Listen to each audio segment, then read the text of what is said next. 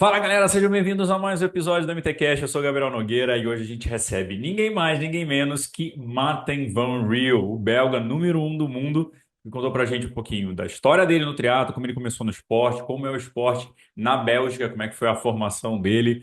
Ele fala sobre qual das modalidades ele não gosta no triatlo. Adivinha aí, adivinha qual é. E bateu um papo muito legal. A gente se conheceu no 70.3 Fortaleza. Então, desde então, tipo, de trocar uma mensagem ali e tudo, mas nunca tinha rolado de gravar.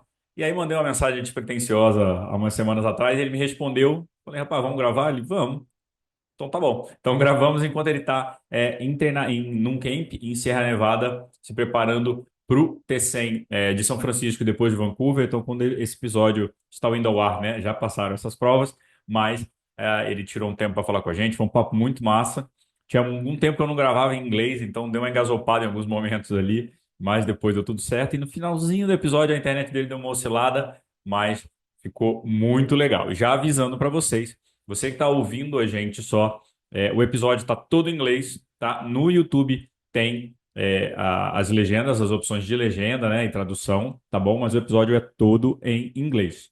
Combinado? Então, se você estiver ouvindo a gente aí pelos agregadores de podcast, vai ser só em inglês no YouTube, você consegue inserir a legenda, mas é um daqueles episódios que é muito legal gravar com gente desse nível e trocar uma ideia, aprender sobre triatlon e ver que passam por perrengues como a gente passa também como atleta amador, os brasileiros atletas profissionais aí, mas também tem os benefícios de morar na Europa, mas ele explica isso no episódio, tá? Antes de seguir para o episódio, falar dos nossos patrocinadores, então, nossos parceiros aqui, Felt, a melhor bike, a bike mais rápida do mundo, é da Felt, nossa parceira. Eu vou deixar o link aqui da parceria Felt MUNDOTRI, para você comprar a sua IAX 105 com um descontaço. A ON, nossa parceira, nossa roupa de triatlon, de ciclismo e de corrida, tá lá na ON, o cupom tá aqui embaixo para vocês. A Blue 70, nossa parceira de natação, a gente fez o review da Blue 70 Sprint. Ficou animal. Depois conta pra gente o que, que vocês acharam lá. Tem cupom também. A TrueSource, nossa parceira de suplementação. Então, os melhores suplementos para o seu endurance estão na TrueSource. A Plant Power, também mais uma parceira do Mundo Tri, que tem uma linha completa. Tem o Jungle, que está espetacular. O Jungle agora em pó também. Tá espetacular. Aproveita o cupom do Mundo Tri. E a Outlive, perdão, que é a nossa parceira aí do produto Daily Health, que vai ajudar você a melhorar na tua vida, não só na sua saúde esportiva, mas na saúde como um todo. Então, tem o cupom do MUNDOTRI também para você aproveitar a Outlive. Lembrando, se você curte o nosso conteúdo, você pode ser membro do nosso canal. Do lado do botão inscrito tem o botão Seja Membro. Ali vocês vão ver todos os benefícios que o membro do nosso canal tem. Lembrando, se você tiver no teu iPhone, esse botão não aparece, então por isso a gente deixa aqui embaixo. Vou deixar aqui, ó, também o link das camisetas do Mundo Tri. Essa aqui é minha camiseta em collab com a Soul, tá tudo aqui embaixo. E agora, sem mais delongas, vamos para o MT Cash. E às vezes eu desacredito que acontece. E quando a gente grava com gente grande assim. Então, com o belga Marten Van Riel, atual número um do ranking mundial de triatlo.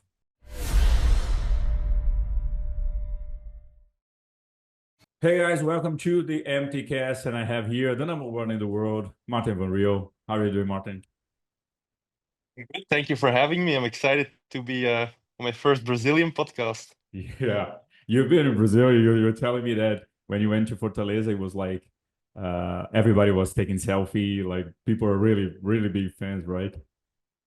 Yeah, that was one of the more crazy triathlon experiences I've ever had was doing that race, and it still has me really wanting to come back. So we're gonna have to make that happen at some point. And I remember, I was remember now, like in the beginning, on the day of the race, you had like a flat tire, right? When you got there.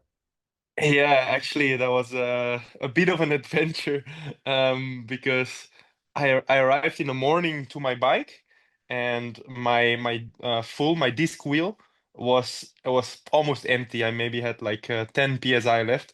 Definitely not enough to do a race. And I remember, yeah, it was maybe 1.5 hour before the race. But luckily, I had my coach there, so I sent him back. But most people will know the environment of Fortaleza. So 15 minutes later, my coach was back with my spare wheel, sweating like a maniac because because the humidity and the heat even at 5:30 in the morning was crazy. So, but luckily, yeah, I had another wheel. It wasn't a full disc wheel. It was a normal wheel, but yeah, the day didn't start as good as it ended. No, but better in the before the race than into the race, right? Yeah, yeah, that's true. That's true. That would have been a real disaster. Yeah, and we just had like two races that Christian Blumenfeld had a spare tire and also Gustav Eden, so it's good. Like you had a lot of time to fix it, but I remember you were like nervous, like walking around, like man, I don't have what happened to my tire? Like what can I do? Because everybody was expecting no, Martin's gonna win. There's no, and then you have a flat tire before the race, so Yeah, yeah, I it's mean, good. it's part of the game, and that's triathlon. Like so many things can go wrong. It's a really long day, so like material is one thing, but we have so many little things that can go wrong in a race that yeah, you can be really good, but you always have to be a little bit lucky on the day to take the win as well. And that day, I also remember that you traveled to Dubai after, like in the same day you left Fortaleza, I think, or wasn't it like on the next morning? I think it was because you did the 7.3 Dubai like 2 weeks later, Yeah, I think. Bahrain, in Bahrain, Bahrain, yeah. but yeah, I went pretty much immediately after I had to leave.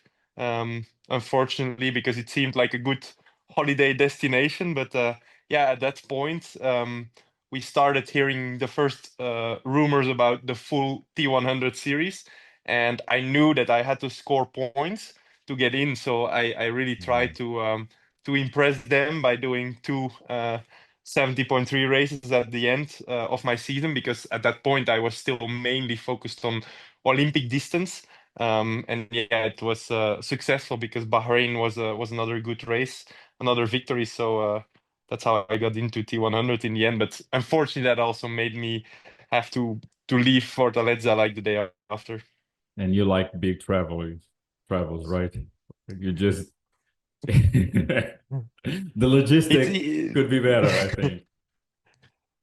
yeah, yeah. I mean, I like traveling. It's very nice, and I mean, for me, the way that we discover the world by running, cycling, swimming, well, it's incredible. I love that. But yeah, I mean, sometimes traveling can also be a bit stressful, and um, if you are following a circuit like T100 or whatever, and you do some extra races, well, sometimes it becomes a lot, and you don't know anymore in which time zone you're living. So it also has a bad side, but 90% the good side. Martin, I will now go into the beginning of your career. How did you start triathlon or in sports in first place? Yeah, so um, actually, I feel like I was always a bit destined maybe to start doing triathlon, but I didn't do it from a young age. So I was a swimmer. That's actually where I started. I did swimming since I was maybe 7 years old, but I just remember my parents always laugh with it because I was so bad. And people think now, because swimming is maybe almost my strength now. I'm usually in the front group or with the first out of the water. But yeah, like there in the beginning when I joined the swim club, you have to get into like the little pool, the not deep pool, to learn how to swim before they throw you in the big pool. And I remember that I spent 2 years there, and on average, like people would spend like half a year to 8 months there. And I spent 2 years in the in that little pool. So yeah, my career didn't go off on a very good start, but then basically the running and the biking that came more because under the influence of my dad that I started doing that as well because my dad is like very active in the local sports community, not really triathlon actually, Mhm. but just any local race there is, like if there is a local time trial, if there is a local cross country run, he will just join whatever it is. And so then yeah, from quite a young age as well, I went cycling next to him when he was running. And a bit later, I would sometimes go for a run myself, or if he went to a running race, I would do the running race. So I would say that, yeah, on a relatively young age, I rolled into doing all three the sports a little bit. So like when I was 10, 11 years old, I was running sometimes but all three were actually on a really low level, not what people maybe expect. I was maybe running once a week, cycling once a week, and then the swimming was a bit more, like probably 4 or 5 times a week. But I was really, really, really, really bad because I was super skinny and small as a kid always. So I was always lost in all my races. Um, yeah, and then actually. I kept doing that, but all quite recreatively until I was 15, 16. And that's when, like there come other interests in your life. Like you maybe want to start going to drink some beers or like do like hang out with your friends, maybe girls. And yeah, I was getting more distractions and I was thinking like, why is this worth it? Because I was sacrificing quite a lot to the sport still, I mean, even if you just run once, twice a week, cycle once a week, swim 4 or 5 times, and you go to school every day, you don't have that much time anymore for other things. But at that time, my best friend from the swimming club, he did triathlon, and he basically asked me like, man, like we are building like a club with young athletes from our age. Do you want to join? Because I know that you do all the three sports. Like, why won't you try to combine all three of them? Mhm. And yeah, actually, from there on, it went really quick because that team was founded by an ex-pro triathlete from Belgium. So we were just 4 or 5 athletes, but yeah, from then on, it went really quick. So I got some good material immediately, and yeah, that's where I really rolled into triathlon. But at this time, was it like, were you already thinking about like Olympic Games or something, or it was okay? I'm gonna be maybe doing this a little bit more seriously, and then how was it? Yeah, I mean, I was always a dreamer when I was a kid. So actually, what was my big dream always was to be a professional cyclist. So like I was just watching the stage from the Tour de France from the first kilometer to the last one every time. But my parents didn't really want this or support this because my brother and sister were also in that swimming club and they didn't want to like bring me also to races. Like it's logistically gets quite Mhm. difficult as well. So I didn't really have a dream in triathlon, but that also went really quickly because that ex-professional triathlete, he actually has a crazy story. In Belgium, he's really famous. I'll try to give a really short background Mhm. about him. So his name is Mark Hermans. He's from my village as well. And he was sixth in Hawaii as a rookie, so as a first timer in 2001. And then the year after, he went on a training camp to Lanzarote and he had a really bad crash and he broke his back. So for the rest of his life, he was in a wheelchair, but he made the challenge to come back to Hawaii. And in 2006, he did Hawaii in a wheelchair, became world champion in the para category.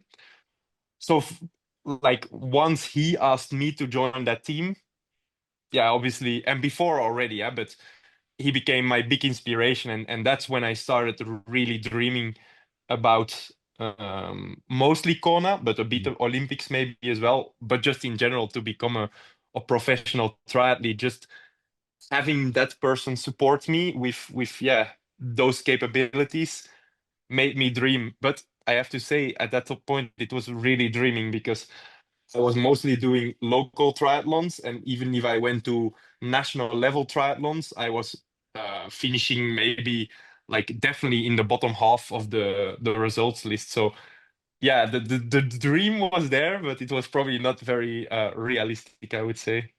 So if you someone saw you at 16, they wouldn't bet you became a professional triathlete or even the number one in the world, right? No, I definitely don't think so. But that's the crazy thing is that Mark Herman, so that guy, the professional triathlete that is in the wheelchair, he he did believe in me, and I don't really know why, but from the start he really believed that I was special, because even at that point when I was 15, 16, I was still so skinny. I was probably 40 kilos and maybe 1 meter 55 or something like that. Um, and he just saw that I was this kid that I get beat by everyone on every training. They try to drop me, but I was always trying my best, like every time I was going again full gas, and recuperating really quick. So I would say that 99% of the people didn't believe in me, like federations. These people, they all definitely didn't believe in me. But for some reason, he believed in me, and yeah, he also made me then make those first steps, but also really helped me to even step it up later. Like he's been very long in my story actually. So yeah, you need people like that in your life that are supporting you. You said something about the federation, and how does the sport philosophy uh, works in Belgium? Like they, I think federation is a problem in all around the world. Like you guys have like a lot of bureaucracy, and it's not easy.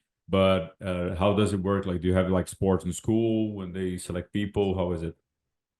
Yeah, so back then there is a bit of everything, but the problem is that like we had actually a sports school for high level triathletes. Mm. And at that time, so when I was becoming a bit older, like in the junior category, 17, 18 years old, they were quite a lot better than me. But it's normal because they just had more possibilities. Mhm. They were training already 15 hours during their school time, and then they did another 10 hours. But for me, I could only manage 10 hours of training. So at that time, they were a lot better. And yeah, like then I would say as well, like because I was so small and skinny, I was obviously not getting crazy results, and I wasn't swimming crazy times in the pool. I wasn't running crazy times on the track, and basically, I kind of got forgotten by the federation, and in a way, I mean, they should be able to see these, but in a way I also understand that they can't, like they need some metrics of athletes as well, and unfortunately if you are skinny, if you're a small kid, if you're a late bloomer, you don't really get picked up by this system. um so yeah, basically the whole junior category I was not really in the picture. It was only when I jumped to under 23 category that the first year I still wasn't in the picture. And then I did in Belgium a really good race, which was a non-drafting. Like we have one really big Olympic distance non-drafting. And I think it was in the same year that Frederick van Leerde, the Belgian, he won in Hawaii in 2012 or 13, I think. And in that year, I was 19 and or 20, and I was the only one that could follow him in that race. And that opened like a lot of people's eyes. Um, yeah, and then the year after, this guy Mark Hermans, he was like, okay, like we're gonna try, and he paid for me to go to some European Cups, and then the results were good, and then I ended up in the federation system actually. So yeah, it took a bit of a longer road for me. Um, and I guess yeah, it's what you say, like almost everyone has some kind of problems with federations, but it's also not always easy for federations. Mhm. We're a really small sport, and there is very, very limited money. So like they can't just give it to everyone either. So it's a very difficult process, I would say. Awesome. So your life was every time connected to Hawaii in some mode, like your coach and then Van Leer, everybody like Hawaii was also always around you. Yeah, actually, like I mean, I would say that until around that time, probably when I was like um 20, 21 years old, like I my dream was Hawaii, and I didn't really care that much for the Olympics. And it's only when then I rolled into the federation that it's kind of the normal path Mhm. is to, yeah, to have the Olympics as your goal, and obviously it's normal because your country is only getting funding for Olympic sports and not for non-Olympic sports, which Ironman is non-Olympic sport. Mhm. But yeah, for me, basically, it has always been Hawaii, Hawaii, Hawaii. The big dream. I just remember, like from once I was like 15 when I got in contact with Mark, that this day in October we're always staying up all night eating chips and drinking a lot of fresh gassy drinks, like just enjoying the race. And yeah, I don't know, I feel like I got stuck really long in the Olympic distance cycle. um but that love has never gone, and I think it's always been maybe a little bit bigger even than the my love for the Olympic side of the sport. Yeah, you went to three Olympics, right? Rio, Tokyo, and Paris. And and it's always it's hard to leave the system as well, right? Like you go to the system, the federation system, let's say like this, and then Hmm. you're there, like you get paid, they pay you Hmm. to the travel expenses and everything. And I see a lot of athletes struggling to get out of it, and also is a new thing like that. You can live as a middle, you can make money as a middle distance athlete. It's not, it's Hmm. something newer, I think. But it's not easy to just say, okay, I'm going to try another Olympic Games. Let's go full time on the middle or long distance. It's not easy, right? Like I saw a lot of Brazilians struggling as well to leave. And okay, now I'm a middle distance athlete, a long Hmm. distance athlete, because like the money is there, Yeah, everything like I is easier, mean, right? hmm, yeah, what you say is true. Like, it is very difficult to leave that because it's yeah, kind of you have some kind of security when you're doing short distance. Like me, also, I am still in the army. So in Belgium, they do support, the army does Mm. support you also for long distance. The criteria are just really, really difficult, but um, yeah, like people have a contract from the government. You get, like you say, we get paid most of our project, like our coach get paid this. And the day that you decide to go to long distance, this all falls away. But in total, if you have to pay for all this yourself, you're probably gonna be like mm, 30, 40,000 at least US dollars out of pocket.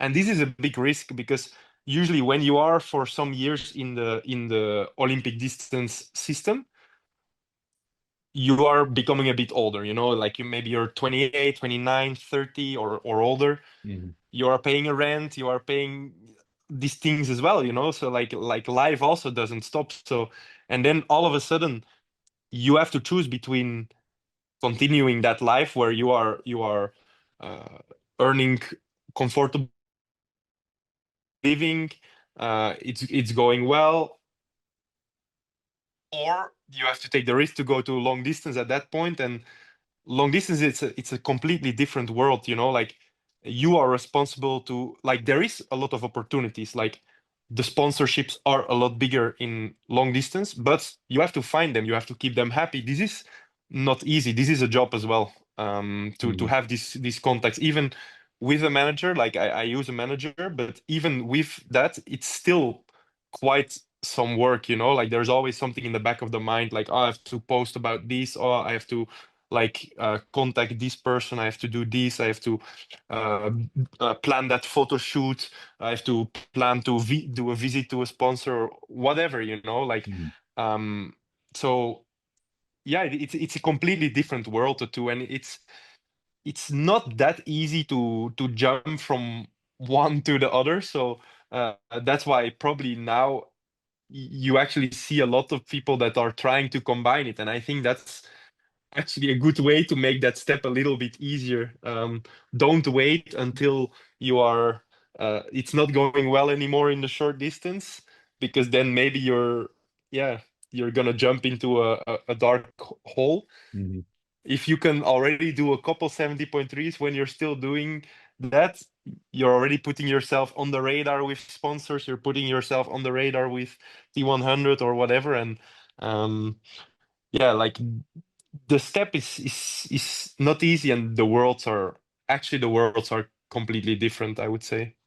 No, it's good to hear that because some of the times we think like it only happens in Brazil, like no, there's no sponsorship and anything, and then people have to fight for it, like do the videos, like becoming an Instagrammer and do everything like the video, the YouTube videos, and you guys pass from the same for the same thing, like you have to worry about it, going after the sponsors and all these responsibilities that the federation used to take care Mhm, of it like before, and now you're on your own. So it's good. I think it's good also on one side that you can choose the races you want to do, because when you are on the World Triathlon, you don't choose it. You go to the places mhm, that you have to go because of the points, because of the races, and that's now no, I don't like cold places. I can go to hot places, or I don't like climbing. I like mhm, climbing, so now you can decide your life, but it's all everything on your own until you get the right sponsors. And like you said, mhm, it's also like I don't know how people see it in Belgium, so I'm gonna ask you that. But like Brazil, they don't see, like, for example, I don't know, Hidalgo, Miguel, like we were talking about, like he was like mhm, top 10 on some races, like some hamburger. I don't know, people, okay, top 10 is not good, but like guys, you're in the middle of the best guys in the world, like fighting for it, like every mhm, second counts. And then if he wins like a 7.3, oh, he's the goat, he's the king.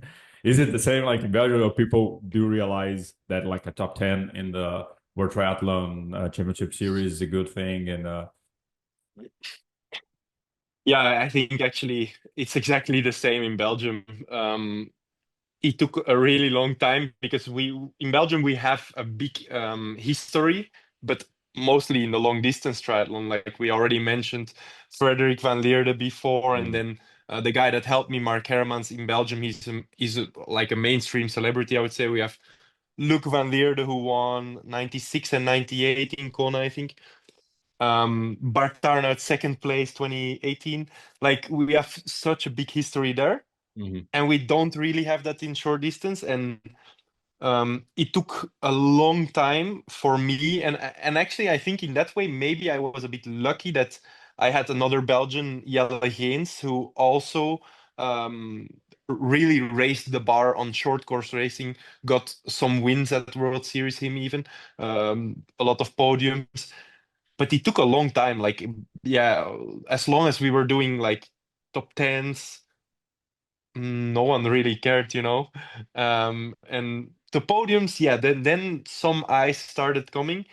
But yeah, when I started doing a bit more 70.3 racing, it was completely different, you know. Like, I will always remember the time that I did Dubai, which was my second 70.3, and there I broke the world's fastest time on 70.3 racing. And I think that I gained like 15,000 followers in one day, and like people were like, "Where did this guy come from?" And I was like, "Bro, I've been racing like World Triathlon Series for like 10 years. I'm like almost every time I was top 10, whatever." Like what I think what people don't see that much, and actually now T100 is bringing it a bit too long distance, but um, in the World Triathlon Series it's really really hard to win races or even podium, because every single race everyone is there. Mhm. So all the best in the world are there. In long distance, historically it's just been Kona that had the best Yeah. field. And if you look around a little bit, you go to um, a 70.3 somewhere, or an Ironman somewhere, you're probably gonna find a race with only a couple of world level pros. Mhm. I'm not to downplay the level Mhm. of the other competitors, but let's say a Lanzarote, Ironman Lanzarote, it was last week. That's why I remember it. Like there is maybe only two or three people that have a realistic chance to finish near the top 10 Mhm. in the World Championships Ironman. Whereas in the World Series, pretty much every single race, they're all there, you know, all the best in the world are there. And I think that people sometimes underestimate the level that is there, and also, yeah, the fact that you are racing 10 times a year, the best in the world. So that's what makes it really, really hard to win one of those. Yeah. Just so we finished the short distance period of your life, and how was like you're not happy at all? And in Paris, I saw you like your post and everything. It was really confusing, right? Everything, the postponing of the race, the changes, the how was it this Mhm. the experience like for finishing your short distance career there in Paris? And you also have problem at the mixed relay, right? One of the athletes Yeah. were food poisoned Mhm. or feeling. Yeah, so yeah, I basically I still don't really know what happened physically to me, because I mean, I know what I was doing before that race, and I know I was, running wise at least, I was in the best shape of my life ever. Um, so I was really hopeful to do at least another top 8, and I think I could have come close to a podium, and now I was like 22 or whatever. So um, maybe there was some kind of little sickness going on in the camp. I'm not sure, but yeah, obviously then everything that happened around those games, that didn't help either. Like the fact that the day before the race we got, yeah, we were hearing like the days before, like, oh yeah, 100% it's gonna happen, like there's no issues, but they were starting to cancel those swim familiarizations, you know. So we were maybe getting a bit worried, but World Triathlon every time was like, no, no, like, no worries, it's gonna happen, like, blah, blah, blah, blah, blah. And maybe that was my own mistake, but me, I was on, like, when I went to bed on that, I think it was on Monday evenings, Tuesday was the race, I was 100% sure tomorrow morning it's happening, we're racing. Mhm. And I heard afterwards from some other people that they were maybe a bit more also like, that their coaches or like country or whatever told them more like, it might not happen, you know, like, be prepared for it. And yeah, basically I woke up 4 in the morning and got that message, and I was completely surprised. And probably that's where I made a mistake as well, to let it come to myself too much, you know, like let it affect me too much. Mhm. um like I should have just rolled around in my bed, went, slept on the other side. But that's a hard thing, you know, because when that happened, I started to think like, well, when is the race gonna be? You know, like, maybe it's tomorrow, maybe it's in 2 days. Is it gonna be a triathlon? Maybe we're doing a duathlon. And yeah, basically, I think because of that, I got a bit too worked up in it, and I actually made one stupid quote under a World Triathlon post, and it got completely blown out of proportion, and like almost every newspaper in the world started to call me and contact me, which was also not good. So yeah, like, I mean,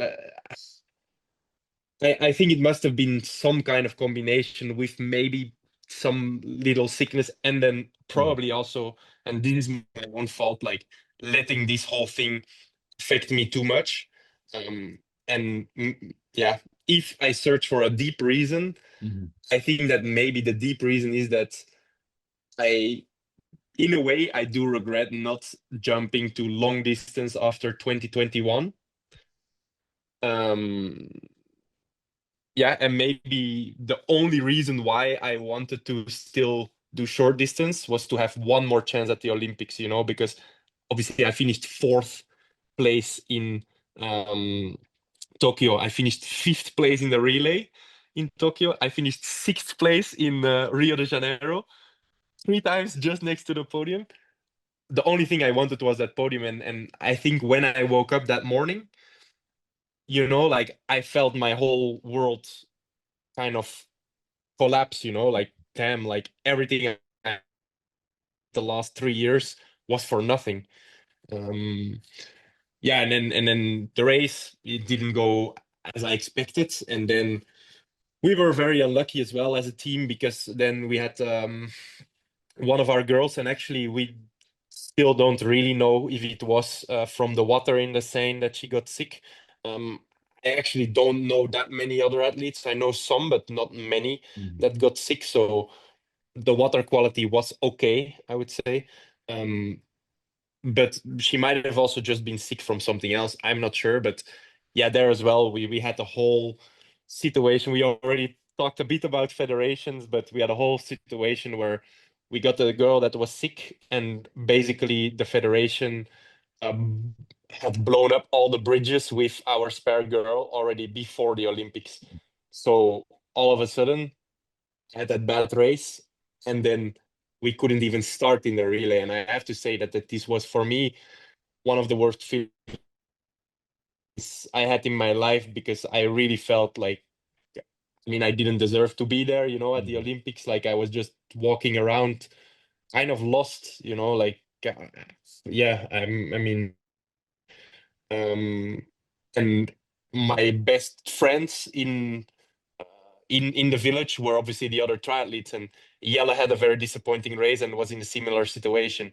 Claire was sick, and then Jolene, our girl, actually had a pretty good individual race, but she was just so impressed by the whole situation that, yeah, as a team, it was really difficult, and we were all struggling so much that we didn't have each other even, So it's Mhm. like it was a really really bad experience, to be honest. And yeah, I'm really happy that I could quickly turn the button around and focus on the rest of the season and the long distance. And how was it to wake up the other day and okay, now I'm a middle distance, long distance triathlete. I'm not gonna do world triathlon anymore. How did you feel? And how do you see like the first competition, like being a full time, your full Mhm. time job now, being a middle distance athlete? I have to say that it first took me 1 week where I um I I went into the Paris nightlife a couple of times. I You found some deserve other it. You deserve it. I found some other Belgian sports like the hockey players were expected to win a gold medal and they did a bad performance. So they were also a bit depressed, and we went for a couple parties together. So that was actually good. But then a couple days later, yeah, like I tried to switch that button, and I was lucky because I still had the T100 that I was super motivated for. So it was easy to switch that button and be like, damn, now it's time, like, okay, maybe in a way I regret that I didn't make the jump to long distance in 2021, but regretting, it's easy to say it afterwards, Yeah. so let's just make the most of it now. And all those goals, all those dreams that I still have in the sport, which are there are still a lot of them that I have, um they are there, like they are now possible. And yeah, I just switched the button. And I was really excited for the rest of the year in T100. And I knew also at that point already that I maybe wanted to try to still qualify for Kona in that year. Mhm. Well, sorry, for Nice, For not this. Kona, for the World Champs. Um, so it just so like so much. Yeah, it's like I'm 30. I was 31. Now I'm 32. But I felt like I was 20 again. At the start of my career, where I'm like, to raise everything. I want to, like, let's go, let's do it. And yeah, that was actually really good to have that, because yeah, as we said, it was such a disappointing thing, and you can also stay stuck in that. But I could immediately switch it around. And yeah, now still I'm so excited about so many things in the sport, and I feel that I have so much to learn still, that yeah, I don't think that's gonna be over soon. There's a lot of new things to learn, right? So you get your head occupied and you don't have to worry about Olympic Games and Paris anymore, right? You have a lot of because it is a new sport. It's a different sport, right? When you go from short distance to long, right? Mhm. Yeah, actually, I feel that in short distance, it's the Olympics is the main thing, obviously, and I feel that in long distance, it's almost every single race is an Olympics because you have to prepare it all more perfectly because you have to think about so much more things, like your aerodynamics have to be good, all your material, and you need a lot of material, has to be perfect, your nutrition has to be good, your bike has to be perfectly tuned up. And I like, obviously this is all important as well in short distance, but I mean, I've heard Christian Blumenfeld rock up to some World Triathlon series with his disc brake making the ting ting ting ting ting ting ting. Like, I don't know. I feel in short distance it's more like you just have to rock up fit to a race and you're ready to go. And whereas in a long distance you really have to prepare every little detail perfectly. And yeah, otherwise you need to have every little detail perfect to have a perfect race. So yeah, every race I'm still learning so much, to be honest. And every race actually I'm still kind of stressed, and I'm a really relaxed person. I was never stressed in short distance, but every time I'm like, yeah, the days before I start, like there's so much to prepare, and so much to do in an Ironman week that yeah, it can be a bit stressful. You did two Ironmans. The first one, Cozumel, wasn't like it was almost how you planned until the last Mhm. kilometer of the bike. But are you enjoying it? The Ironman training sessions, the dynamic of it? How do you feel about it? Yeah, I mean, actually, I really love it. Like I think that actually think that my body is made for this. Like Mhm. um, I feel for Ironman sessions, even 70.3 sessions, I don't really get tired. Like I can just keep going all day, like doing threshold sessions or zone 2 or whatever. Um, so yeah, like the training, I honestly love it. And obviously I still have to try to get out of my comfort zone sometimes to do some VO2 work and shorter stuff work because you want to keep yourself sharp, like with all the new athletes coming in, you don't want to lose your speed. Having the short distance speed is always going to be an advantage. But yeah, like honestly, the training, yeah, I love it, like a little bit less swimming. I don't really like swimming. A little bit more biking. Running is staying quite similar. Yeah, it's the yeah, I like this change as well. Now that you got to the long distance, how do you see the sport evolving on this? Because like you compete against like Magnus Ditlev, like a young guy that already started, let's say, on long distance. He wasn't on the ITU or triathlon basis. Mhm. Uh, People are like the cycling part is like changing a lot, I think, nowadays. And but how do you see the sport evolving on the long distance? Yeah, I think that it's like there is like the sport is evolving very quickly. I think like these past years. I mean, I think that there was a really big jump with the Norwegians, with Christian and Gustav in the 2021 period. I think that's where really they really lifted the ceiling of racing. And yeah, now it's more like the density is getting strong as well, like people are getting closer and closer to each other. There's no more uh Jan Frodeno winning with 20 minutes in Mm. advantage, and Jan for sure would still be the best or one of the best now, but there would be a lot of guys closer than in his time. Um, and yeah, I think that's only gonna keep continue improving because I think everyone is um, training maybe a bit better than 10 years ago. Like the science of training has improved so much. Nutrition, everyone kind of knows what they're doing.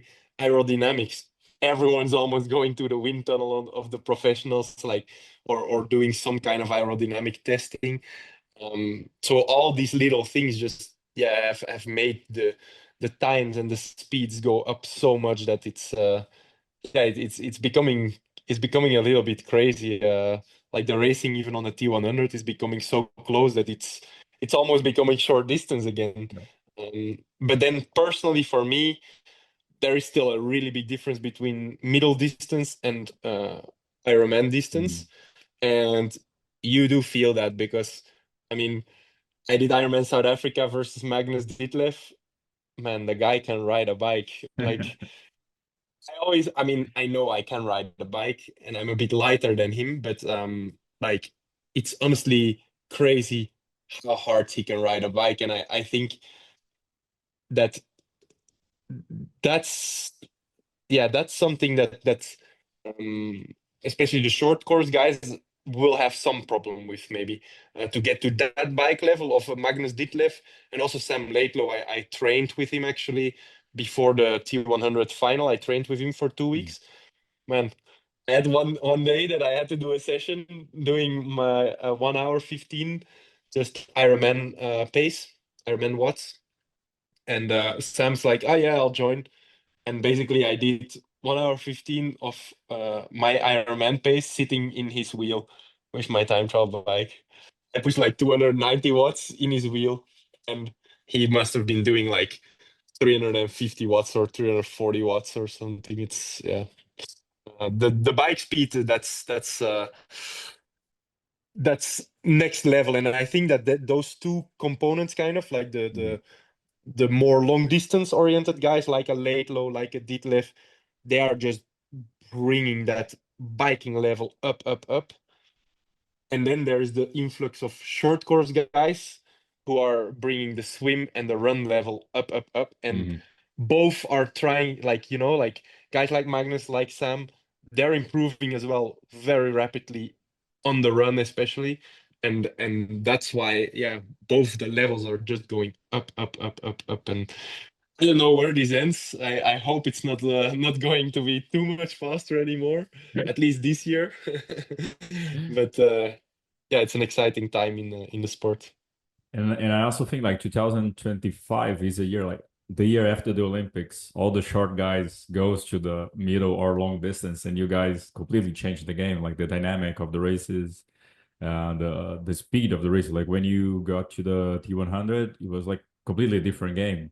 And now Hayden Mhm. Wild did it in Singapore as well, like a strong performance. And like it's all you guys' fault. Like you guys are changing the game and putting pressure.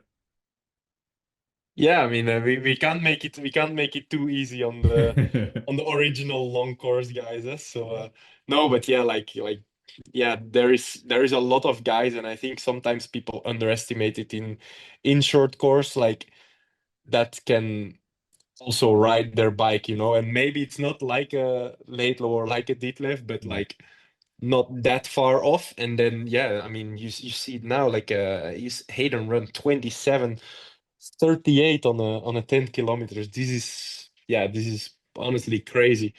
Um, so yeah, I mean, that's uh that's a lot of speed coming over to long distance. Yeah, like last Sunday, like three guys were like below 108 on the 21K on Provence, like Mm. Christian, Casper, and Pierre Lecor. And like a lot of guys at 118, 19 something. So it's also a different game. Like a lot of people, like you said, the depth of the field. Like a lot of guys are riding really, really hard. And Mhm. it is an ITU game again. Like, Yeah, almost. I think that comes partly because of um because if there is more people, like they're gonna be closer out of the water. I think that uh, I don't remember in which race it was. Maybe it was Aix-en-Provence. Someone posted that they were 33rd out of the water and they were less than 1 minute behind. And what this makes is that on the bike people are going to be closer to each other, and obviously well, probably some people are actually cheating and drafting, but most people are keeping the clean 12-meter distance but it's still a big advantage. So that's why the race just stays more and more closed and closed. The more athletes, the more dense the field becomes, the more close the level of all the athletes becomes. So that's actually why I'm a big.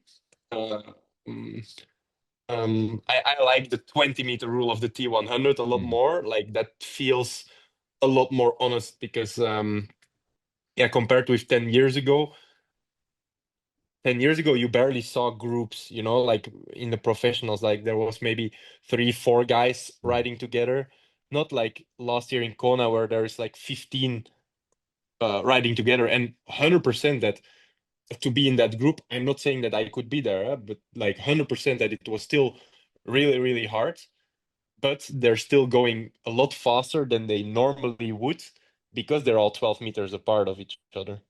And yeah, to make the racing maybe a bit more attractive and reward aggressive racing, I think that's yeah, the 20-meter rule might be needed soon because otherwise you're just gonna be seeing in some years like yeah 50 60 pros coming out of the water in 20 seconds like we see in short course racing. And you were telling about like stepping up your cycling, and you qualified to Nice, which is a very good cycling place. And how do you see yourself now, thinking about Nice, and how do you see the evolution you have to do to be competitive there? Mm. Well, I mean, I think that Nice is actually a better course than most for me because I think my watts per kilogram are good.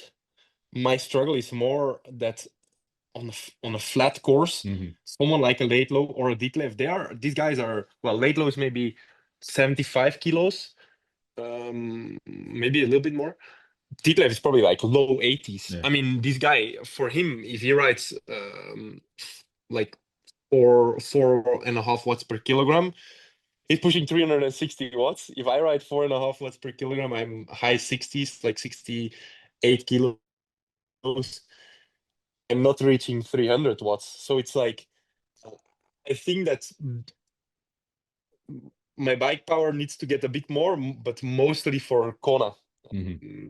and for more flatter course. So I think that right now, that's actually why I'm probably one of the only people that is excited that the world champs is in Nice still.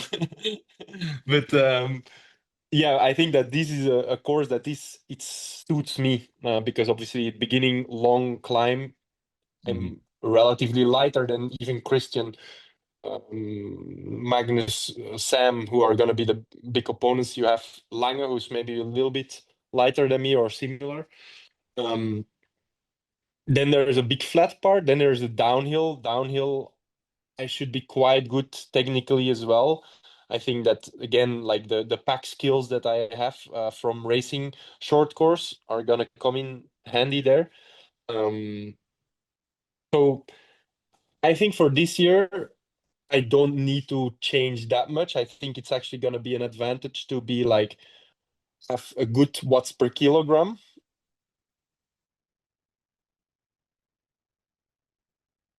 and then hopefully a really that's gonna be the most important. But towards a Kona next year, yeah, I mean, I don't know how I will have to do it, but maybe I will have to spend a bit more time in the gym, but maybe it could be beneficial to gain some kilos for me. Hmm. To gain 2 3 kilos. Obviously, we want powerful kilos, not just not just 2 3 kilos of Nutella. Um, but yeah, they're like, yeah, actually I was talking recently with my coach about it that maybe it could be good to have that to have some extra kilos then of power. Are you racing any other Ironman before Nice? How is your game plan now?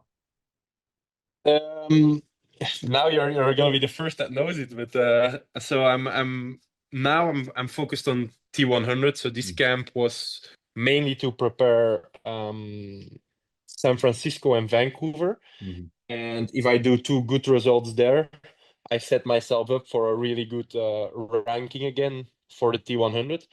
Um, because there is two other races in August that I cannot do of T100 because I want to be 100% focused on Nice. Mhm. And then there is one the week after Nice. And I do not want to do the combination again like I did South Africa and Singapore. Uh, I think after Nice, I will take some days off. So yeah, I will do this summer. I will do a really long block of training focused purely on Nice and Ironman because Mhm. you still need to change a little bit of your system, your metabolism towards a full Ironman race. Um, but actually, so I'm doing now San Fran, Vancouver, and then actually I'm gonna go to Nice 70.3 as well. Basically, a combination of two things. I want to get a slot for Marbella 70.3. Like, I'm probably not gonna race it, but Mhm. I want to have it kind of as an option, in Mhm. case. And the second thing is like to do the course recognition. The climb, you can do it easily. The climb of the Nice World Champs, you can do it easily any day. But the first part and the last part, where you come into the city, are Mhm. probably the most difficult ones to do in training properly. Mhm. And they are the same in the 70.3 as Mhm. in the full Ironman. Like I think the first 30 kilometers are the same and the last 30. So it will be really good to do that in a race simulation already. And then also the downhill is the same, only the climb is a different one. Um, so yeah, I'm gonna do that, and I think that's gonna be a very important one where I can, yeah, I'm gonna go for probably 10 days, 2 weeks to Nice and see the course, do that race, and hopefully I'll know a lot more of how to do those specific 10 weeks, I think, that I then have to prepare Nice. Mm. So yeah, that's the short-term plan. I think next year, because of the unification again of the Ironman World Championship, like the calendar is going to be a little better, like to race T100 and also like have only 1 month, only on October, but because Mhm. right now you guys are going to lose a lot of races or not getting there as sharp as you'd like, right? Yeah, but I mean, this is something that I will have to think of at the end of this year, but I do think that it will be difficult to keep combining the two. Um, because the big problem for me, it's not that I think speed wise I could do it, but the bigger problem will be that a season like the one I'm doing now, it takes a lot of energy out of you. Because I'm not done after Nice, I'm not even done after Marbella. Hmm. Qatar is 15th of December, I think, or Yeah. something like that. And I, so if I do this year now, I am in the 15th of December. If I sign again for T100, I have to be in March in Australia, ready again to go again. And I think that's, yeah, I mean, I have to think more of it, but like it's becoming a bit of a problem, like you will just never have an off period. And I think that especially for Ironman, and I'm starting to feel that it's like um you do need that. It's like it asks so much physically and emotionally, actually, doing an Ironman, so Mhm. much more even than a half, that yeah, it's gonna become difficult, I think, to keep combining everything as it is now. Mhm. Yeah, I remember the calendar is gonna be now that you're putting it into a calendar. Now I see like because like Qatar is gonna be the last one, and it was supposed to start the T100 on April, but now Mm. they have put it in March in Australia, which is not easy to get there. Like Yeah, yeah. And it's and again, you have to take your slot for Kona as well yeah. somewhere. So I'm gonna have to put somewhere an Ironman in between again as well. So it's like, I mean, I think that, yeah, doing a combination like what I did now in with South Africa and Singapore. I mean, I probably lost 3 years of my life there, so it's I'm not gonna do that every year. So yeah, like I yeah, that it's really a great time to be a professional in the sport, I think, but you also have to make choices. So we'll see. I don't know yet what's gonna be. Because there's still the Pro Series, right? So you have a lot of opportunities to make a buck now in the sport, Mhm. and but of course, like to be on the highest level. And you spoke about South Africa. Was it like your original plan, or because things didn't went how you imagined in Cozumel that you put South Africa on the calendar, or was it supposed to be like this since the beginning No, so like obviously I was hoping to take a slot in in Cozumel? Cozumel, but actually I do think that it was good to like even if Cozumel would have gone perfectly and who knows, maybe I could have won the race. We'll never know, but like I think it would have still actually been good. I would have probably not done another Ironman, Hmm. but I think it was actually good that I did another one Hmm. because now in South Africa again, I learned a lot and I probably raced one of my main competitors for Nice, Magnus. Um, so I learned really a lot again, but it wasn't the original plan, and yeah, I kind of made that plan with how T100 gave us the calendar. And in our contracts, it's mandatory to do Singapore. Oh, okay. Um, Now, I heard that some athletes, Taylor Nip, some others, got out of under this, uh, under like they didn't do it in the end. But Mm. yeah, so it was mandatory for me to do it. So that's why I did the combination, and I looked at all the other Ironmans, and I couldn't find a better combination. Like I mean, obviously, I knew that Singapore was gonna be a hit or miss, Like I mean, in the end, it was kind of a success. I was on the Okay. podium, but I know that it could have also been a 12th place. But my other option was to do a qualification somewhere around this period, the period we're in now, Mhm. and then I would have to sacrifice more of my T100 season because now there is um, Vancouver, San Francisco, and actually originally there was Fréjus in this period as well. So there was 3 races that I was planning to do. If I would do an Ironman in this period, maybe I would ruin these 3 races. So obviously it wasn't an ideal situation to do that combination, but um, yeah, I think it was a very good race for me to do and to learn though South Africa, and yeah, I think I'm quite happy with how I raced Yeah. and what I Yeah. learned. Yeah, and I think would also is interesting, like you said, that you do another Ironman because if you qualify in Cozumel, then like 10 months later you're gonna be in Nice. Like it's too much time Hmm. without racing the distance that you have done only once.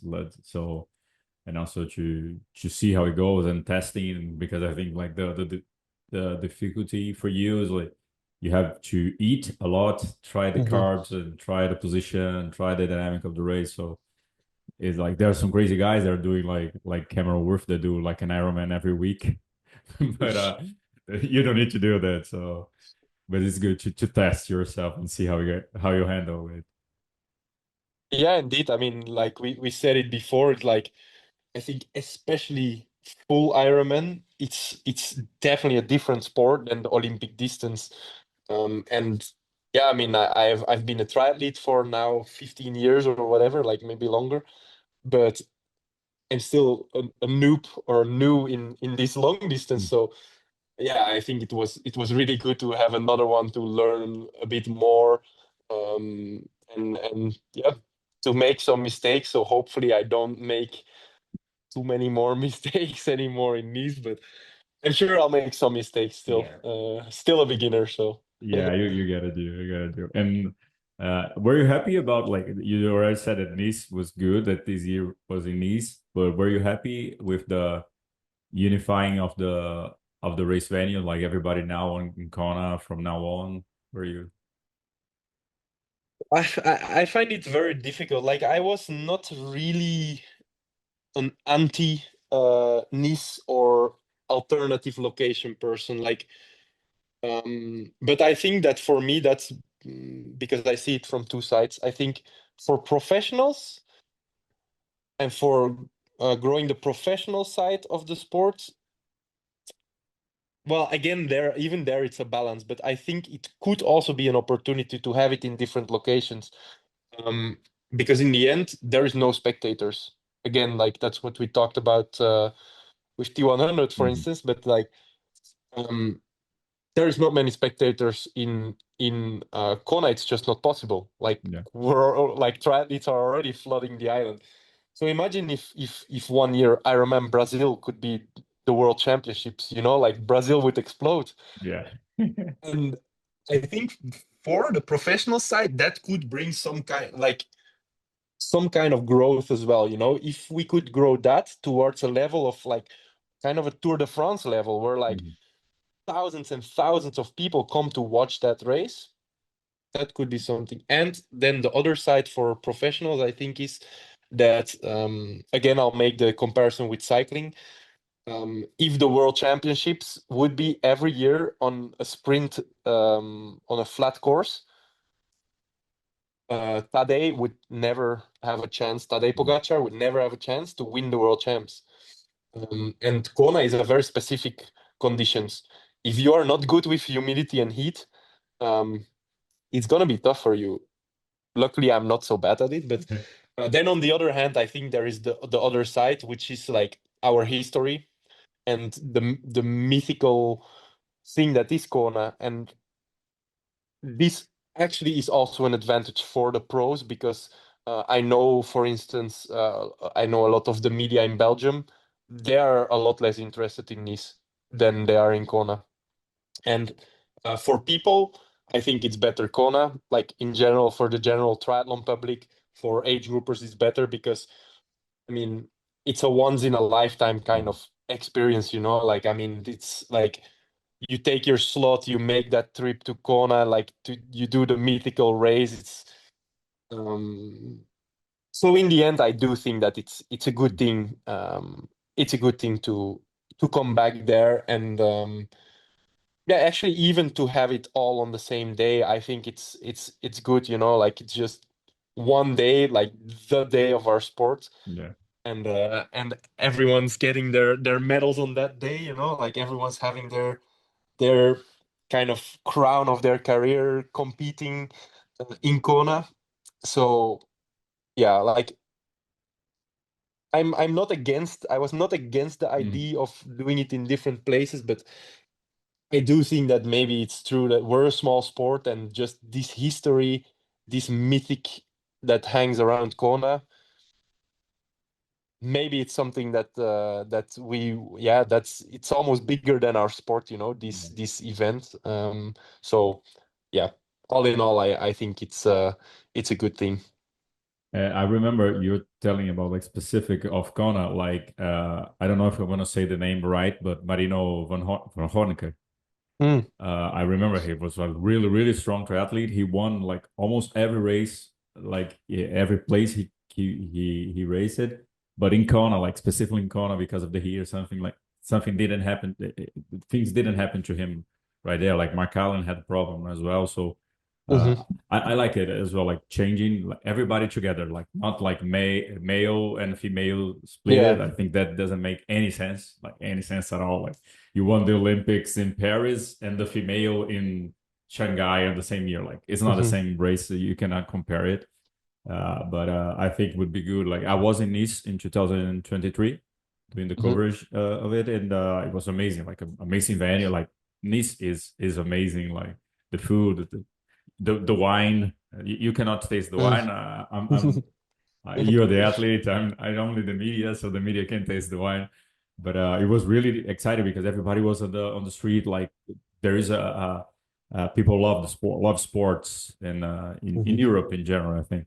And but it was good. I think they made sense. Like let's put everybody back together. Like that stop this and also because affects the T100 as well because most of the races that like in September, like the female field is gonna be really packed at the T100 mhm, because you guys will be in Nice, but the girls still have 1 month to go, so they can be racing the T100. And then in October is the contrario, so you get like you don't get the best of the athletes. So that's not good mhm. for the sport when you get to race just to finish it, right? Like it's not good for No, the no, indeed, and I think what you said it's true also. Like especially the fact that they did then the women and the men on different locations. Like I think that yeah, I mean I understand maybe the thought behind it, to give like both women and men their own day, their own platform. But I think in the end, if you do it correctly, having them together will only kind of elevate Yeah. uh, both parties, and I think that yeah, it's gonna be an amazing party again in Kona in 2026, and I mean I hope to be there. I need to qualify still, so Awesome. Man, we are hitting the 1 hour time. Uh, just one last question that I'd like to do to all to everybody that comes to the podcast. What's your dream right now? sorry, what's my what? Your dream. What you're dreaming? So I mean, I'm living my dream, like I'm super, super thankful for everyone that supports me and like everyone that I can inspire by doing this and just yeah, like I mean, I'm training for a living. That's amazing. And obviously I would like I think yeah, the thing missing for me it's to win Kona. I think that's or Nice. I would be happy with me as well, as we just discussed. But um, yeah, I mean, that year Olympic distance career. I think in the back of my mind, I always knew that I was gonna be better in long distance. Like it just suits me a bit better. I'm a good runner. I'm not the fastest, and that's a struggle in short distance. So yeah, I'm really excited to finally kind of be there, and make those steps. And this year I'm gonna go to Nice.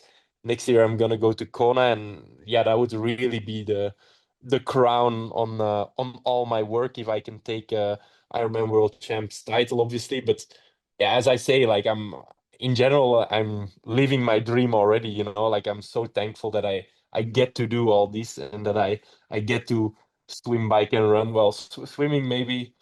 Swimming, maybe not so much, but and I get to bike and run across the world and go to different locations, do all these races. So, like, I mean, yeah. But the crown would obviously be to take a world champs title. Awesome. Man, I want to thank you for your time, for the talk, and also to thank you to bring also the fun back to triathlon because you're a funny guy. Like you do the jokes, you some lady low, you guys are funnier. Like sometimes triathletes are too serious, and it's good to have like you guys like I saw the video that you're talking about Mhm. the wind tunnel and like no, I cannot say this because Magnus is watching, so it's like to it's very good for as a fan perspective to have that and also like a big pleasure to talking to you and having you at the podcast. Yeah, I think that's important. Like it comes back to what I was just saying. Like this sport, we have such an amazing sport. It's so fun. Uh, like don't lose yourself in times. And I mean, obviously I'm a professional, I have to try and win races, but um like don't lose yourself in the time. Like I mean, and yesterday I had an amazing bike ride, like, and I wasn't thinking about any performance. I just would not want to do anything else on that day than to ride my bike.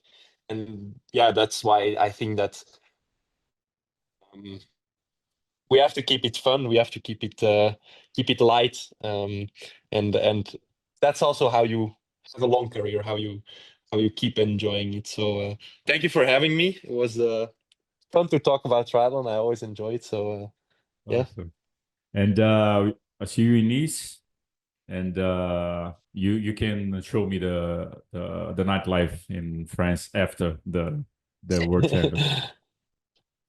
Okay, that's a deal. That's a deal. And then I'll come to Brazil, and you'll have to show me their how to dance the samba. Okay. Okay, well, we're gonna have the Latin American Championship again in October, but so if you wanna come, you're more than in Florianopolis, not in Fortaleza this time. Maybe, but I think that this year it's gonna fit very difficult in the A lot of calendar. But races. Yeah. at some point, I'll be back 100%. Awesome, man. Thanks a lot.